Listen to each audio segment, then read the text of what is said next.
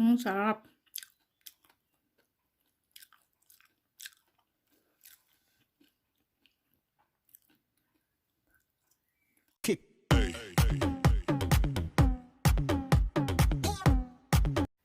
Hello guys, ngayon guys maggawa ako ng potato crunchy. Ito ang mga ingredients ko. 3 ingredients lang ang panggawa ng potato crunchy. So, ito ang breadcrumbs at saka 2 itlog. So, i-ano ko guys, i-slice ko muna ang potato.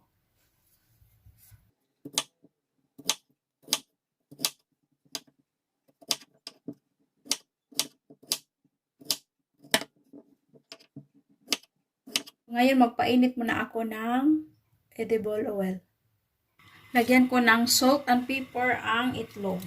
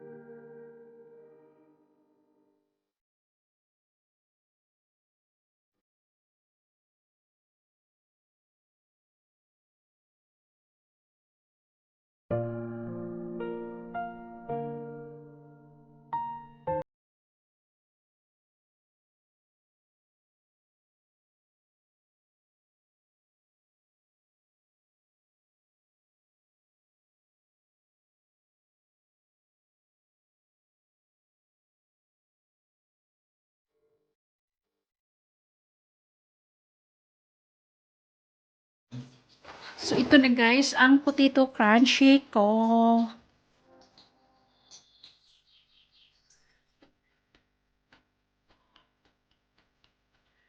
Sarap.